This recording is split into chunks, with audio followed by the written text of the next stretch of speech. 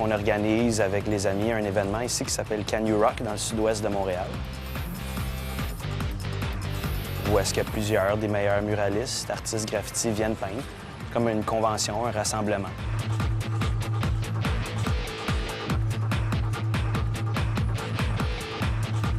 Ça donne aux gens une opportunité de peindre ensemble. C'est des gens qui se côtoient, qui se voient souvent dans d'autres festivals, d'autres événements semblables.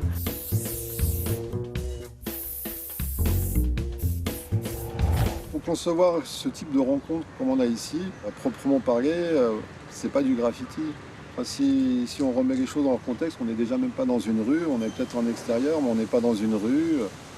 Il y a une autorisation, les choses sont annoncées, enfin on ne parle pas forcément de la même chose.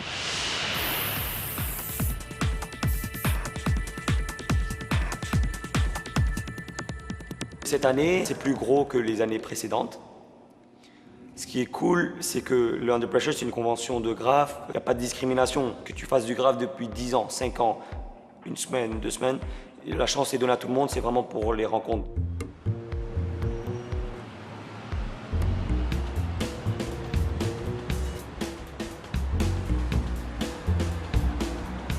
Dans le graffiti, le principe, c'est vraiment la rencontre, l'échange, l'interculturalité, c'est-à-dire que tout le monde se nourrit un peu de la pratique des uns, de la pratique des autres.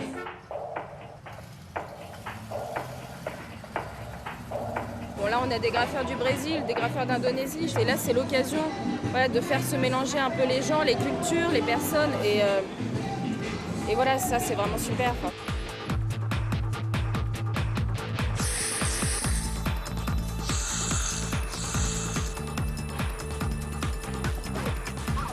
C'est vraiment un street jam, c'est une célébration de la culture.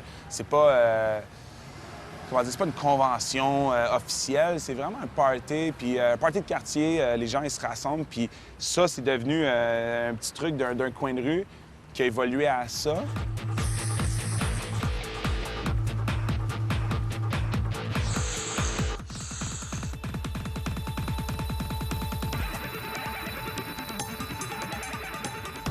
C'est vraiment pour donner une occasion aux artistes de peindre ensemble. C'est une réunion.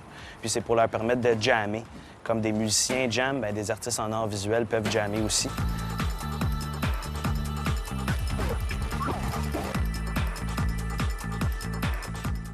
Ce qui revient souvent dans les commentaires des artistes, c'est qu'ils aiment ça, le fait qu'il n'y a pas de foule.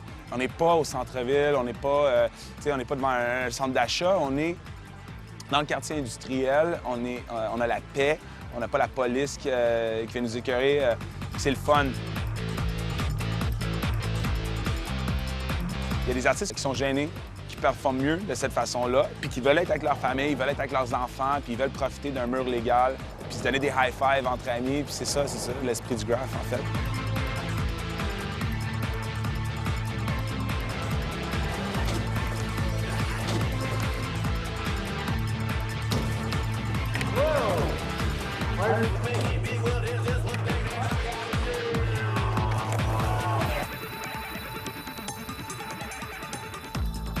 Pour moi, c'est sûr que pour un événement de même, il faut qu'il y ait de la musique parce que ça met une ambiance de plus. S'il n'y avait pas de musique, ben, ça serait comme manger des toasts sans beurre. Ben, le Meeting of Stars, en fait, ou le Can You Rock maintenant, c'est un événement à base hip-hop.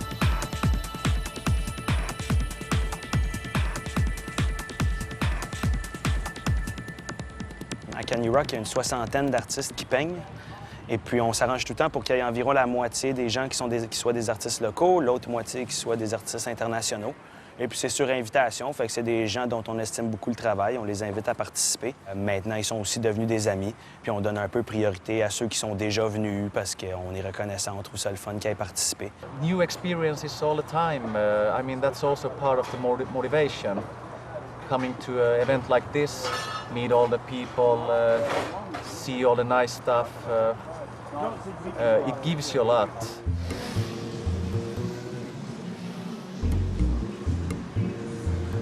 Moi, je m'appelle Lumit, je suis 43 ans, je viens de Munich, Allemagne.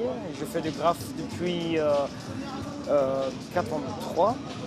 ici, j'ai le rôle d'un régisseur, plus ou moins, parce qu'il y a plein de gens et c'est un grand chaos en Paris. Mais j'ai essayé de faire une composition pour tout le monde, de faire le détail sur cette composition. Et ça marche maintenant.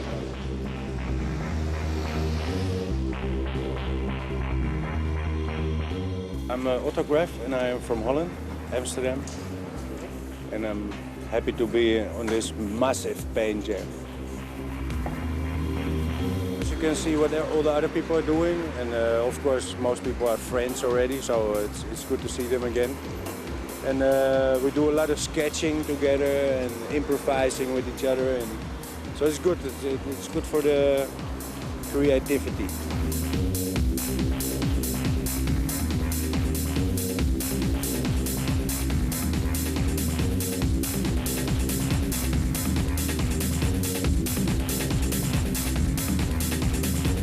It's completely different from all the other things. But this is how I like to do it, you know? And also I just start somewhere and then build it up. So I'm not sure what I'm going to do here yet. I have to think about it, you know? But during the day I will see something like a pen or I don't know, and then I'll put it in there. I actually have no specific meaning with it, but I like it when people start thinking like, oh, what does he mean by 1979? Or maybe I put another date in it, you know, but I change the date all the time. It works really well.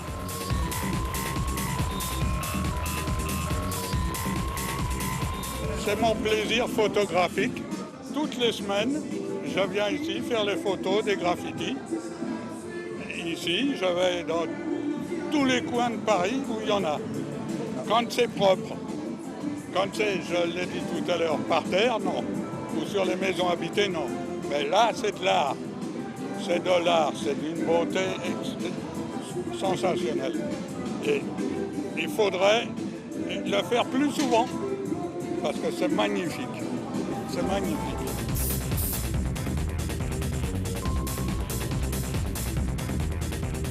Everybody wants nothing to do up there. And then we have a red which is patchy.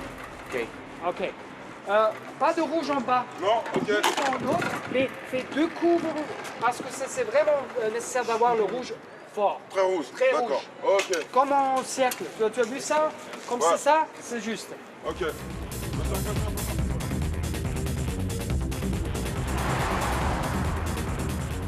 Tout le monde sait déjà, c'est le thème de japonais. Le premier truc que je demande, est-ce que tu as des idées pour ça ou ça ou ça? Et il me montre l'esquisse. Et j'ai fait un remplacement, parce que c'était l'idée de l'azou d'avoir quelque chose en symétrie sur le drapeau japonais. Mais j'ai replacé le thème à la gauche pour faire une plus longue pièce là-bas, d'avoir aussi un grand personnage sur le grand rouge là-bas.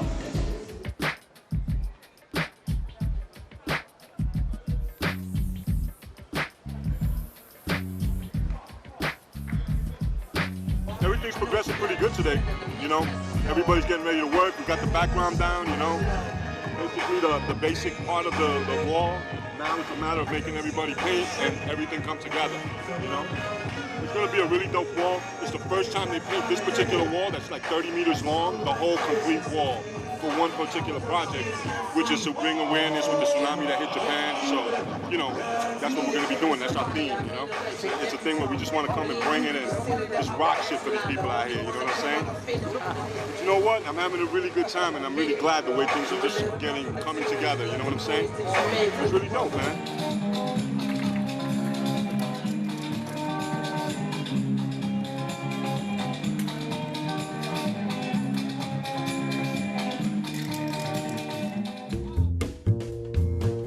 Donc là, en 2 jours, on va arriver à avoir près de 400-500 mètres carrés de fresques qui aboutit avec des gens, 30 artistes qui se connaissent plus ou moins, mais souvent qui n'ont jamais pas ensemble, en tout cas jamais sur cette formule-là, ces 30-là, le casting est exclusif et original. Les débuts de la collaboration municipale avec l'équipe de Cosmo datent du premier festival qui a eu lieu en 2002. qui était donc un premier festival de graphes international, donc avec ce développement de l'équipe Cosmopolite, de faire venir des artistes de l'étranger pour venir participer à leurs pratiques urbaines.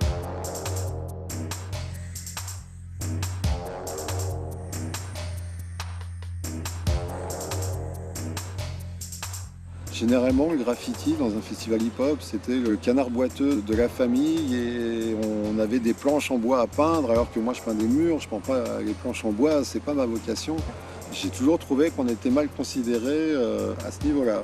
Donc le Cosmopolite, on n'a pas voulu faire un festival hip-hop, on a voulu faire un festival de peinture murale. C'est pour ça qu'on prend le street art aussi et qu'on s'en tient à ça. Nous, ça fait 9 ans qu'on fait Cosmopolite. À l'époque, on a fait Cosmopolite, les médias et les gens en général ne voyaient le graffiti que comme du vandalisme. Moi, j'ai eu la chance de voyager tôt par le graffiti parce qu'on était un collectif qui était connu et reconnu par le monde du graphe. Et on était invité dans plein de festivals en Europe et à l'étranger. Et là, on a pu avoir des réseaux, monter des réseaux avec différentes personnes et se rendre compte qu'il y avait plein de gens comme nous, qui avaient la même vision. Et de là, on a eu ces deux motifs, d'avoir des connexions un peu partout dans le monde et avoir des gens qui nous crachent dessus en France, alors qu'on est une grande nation du graffiti, vu qu'à l'époque, c'était Berlin et Paris qui explosaient la place en Europe. Et on voit que les gens ne comprennent pas. Nous, on a voulu justement donner des lettres de noblesse au graffiti.